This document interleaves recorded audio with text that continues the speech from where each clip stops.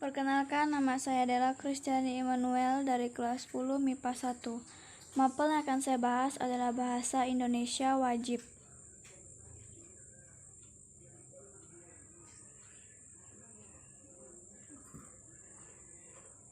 Materi yang akan saya terangkan adalah bab 1 tentang teks laporan hasil observasi. A. Pengertian dan ciri-ciri teks laporan hasil observasi. 1.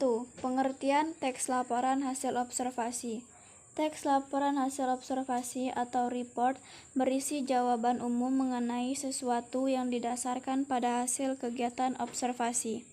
Kegiatan observasi merupakan kegiatan pengumpulan data atau informasi melalui pengamatan langsung atau peninjauan secara cermat di lapangan atau lokasi pengamatan.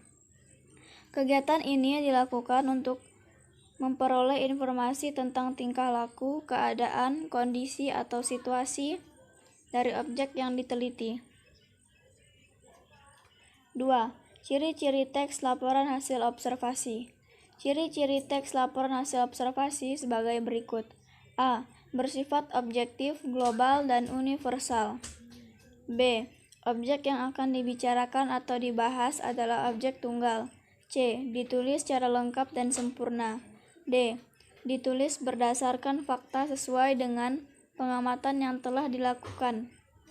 E. Informasi teks merupakan hasil penelitian terkini yang sudah terbukti kebenarannya. F. Tidak mengandung prasangka, dugaan, atau pemihakan yang menyimpang atau tidak tepat. G. Saling berkaitan dengan hubungan berjenjang antara kelas dan subkelas yang terdapat di dalamnya. Sifat teks laporan hasil observasi sebagai berikut. A. Bersifat informatif. B. Bersifat komunikatif. C. Bersifat objektif. B. Informasi dalam teks laporan hasil observasi. Informasi yang terdapat dalam teks laporan hasil observasi merupakan fakta yang ditemui pada objek yang diamati. Fakta adalah peristiwa yang benar-benar terjadi. Fakta menunjukkan suatu kebenaran informasi. Pernyataan tersebut berupa kalimat yang ditulis berdasarkan kenyataan, peristiwa atau keadaan yang benar-benar terjadi secara objektif. Objektif berarti dapat ditangkap oleh indera dan mengandung kepastian.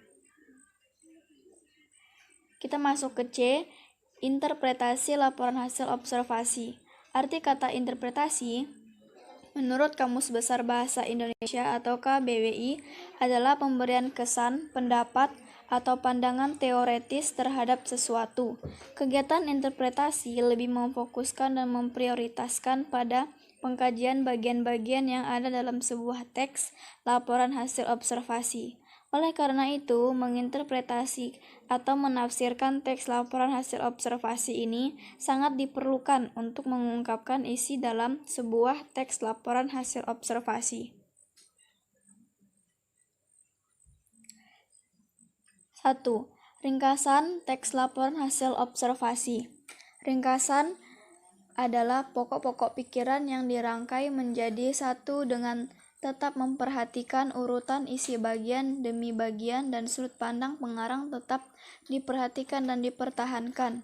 Dalam menyusun ringkasan, yang harus dilakukan adalah memahami isi teks, lalu menemukan pokok-pokok informasinya dalam teks tersebut. Pokok-pokok isi teks dapat ditemukan pada kalimat utama.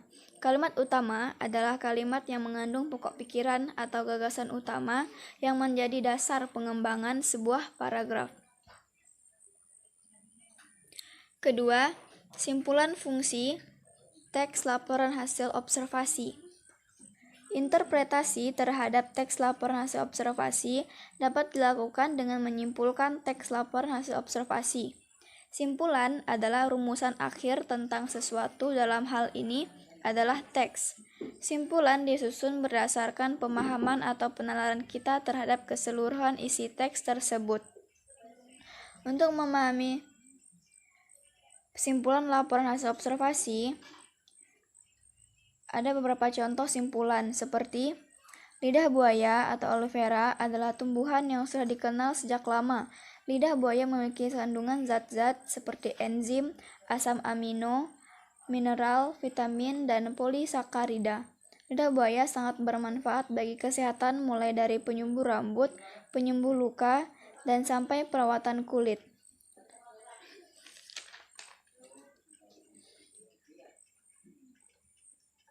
Kita masuk ke struktur dan kaidah kebahasaan teks laporan hasil observasi. 1. Struktur isi teks laporan hasil observasi. Teks laporan hasil observasi harus memiliki minimal terdiri atas pernyataan umum atau tentang hal atau objek yang dilaporkan, deskripsi bagian dari objek yang dilaporkan, dan deskripsi manfaat dari objek tersebut. Teks laporan hasil observasi juga dapat terdiri atas definisi umum, deskripsi bagian, deskripsi manfaat, dan terakhir penutup atau simpulan. Ini adalah peta konsep tentang teks laporan hasil observasi. Memuat pernyataan umum, anggota atau aspek yang dilaporkan. Ada juga definisi atau pernyataan umum, deskripsi bagian, deskripsi manfaat, penutup atau simpulan. Berikut penjelasan tiap bagian atau struktur teks laporan hasil observasi. A. Pernyataan umum. Pernyataan umum merupakan pembukaan yang berisi pengertian mengenai sesuatu yang dilaporkan. Yang B. Anggota atau aspek yang dilaporkan. Anggota atau aspek yang dilaporkan merupakan bahasan atau perincian tentang objek yang diamati. Jika lebih diperinci, struktur teks laporan hasil observasi memuat sebagai berikut. A. Definisi atau pernyataan umum. Definisi atau pernyataan umum merupakan pembukaan yang berisi pengertian mengenai sesuatu yang dibahas dalam teks. B. Deskripsi bagian. Definisi bagian merupakan bagian yang berisi ide pokok dari setiap paragraf atau penjelasan terperinci. Yang C. Deskripsi manfaat. Deskripsi manfaat merupakan bagian yang menjelaskan manfaat dari sesuatu yang dilaporkan. Yang D. Penutup atau simpulan. Penutup atau simpulan merupakan bagian perincian akhir teks laporan hasil observasi. Penutup atau berisi kesimpulan berupa tanggapan atau interpretasi penulis tentang objek yang dibahas. Penutup atau simpulan bersifat opsional, artinya boleh ada atau boleh tidak.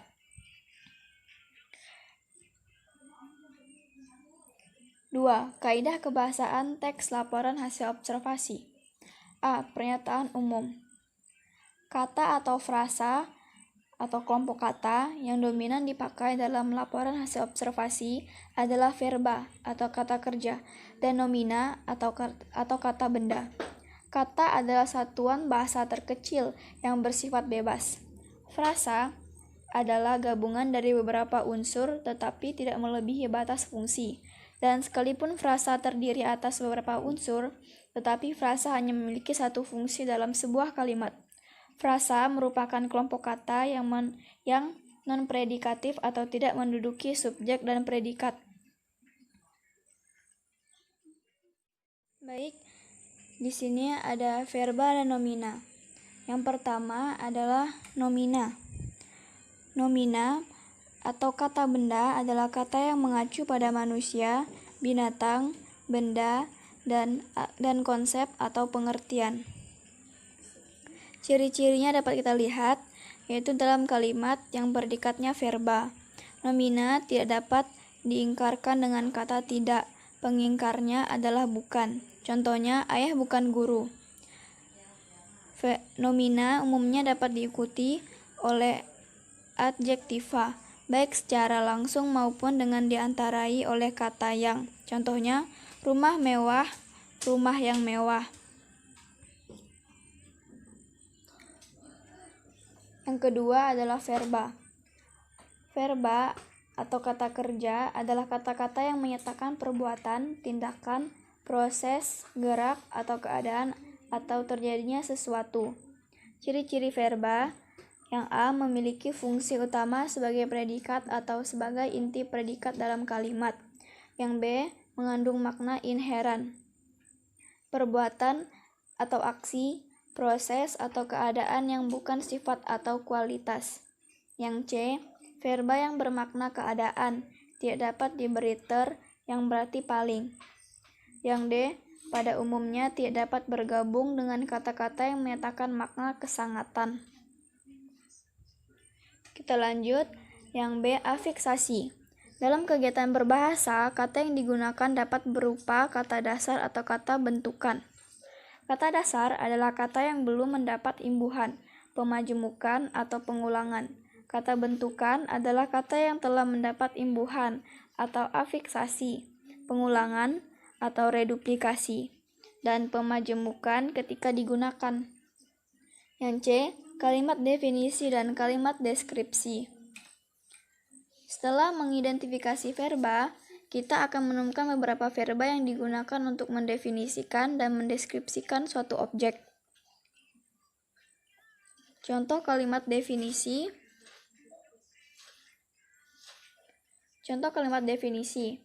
Jahe adalah tanaman rimpang yang sangat populer sebagai rempah-rempah dan bahan obat. Yang kedua, contoh kalimat deskripsi. Berbagai jenis olahan jahe seperti jahe kering, jahe bubuk, manisan atau asinan jahe, permen jahe, dan sampai sirup jahe.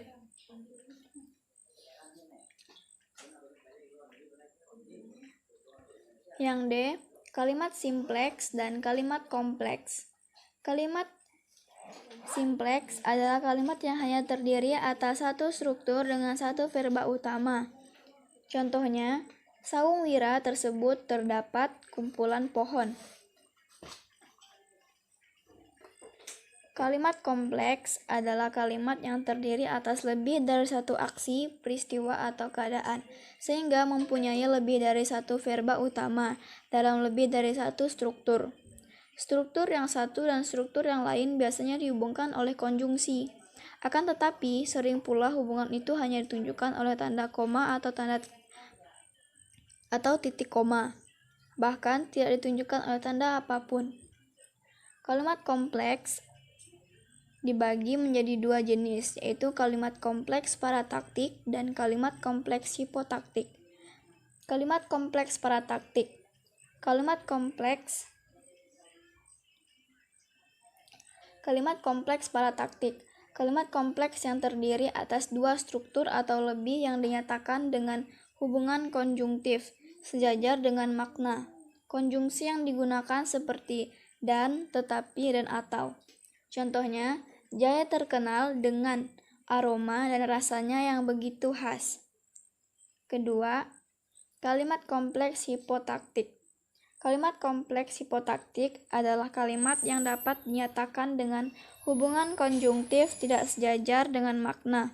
Konjungsi yang digunakan dalam kalimat kompleks hipotaktik yaitu apabila, jika, karena, ketika, jadi, selain itu, sebelum itu, setelah itu, dan meskipun. Contohnya, jahe sudah tidak asing lagi karena jahe dapat sangat mudah ditemukan di lingkungan sekitar. Baik, sekian penjelasan dari saya. Jika terdapat kata atau pengucapan yang salah, mohon dimaafkan. Selalu jaga kesehatan dan menerapkan protokol kesehatan. Salam sehat dan terima kasih.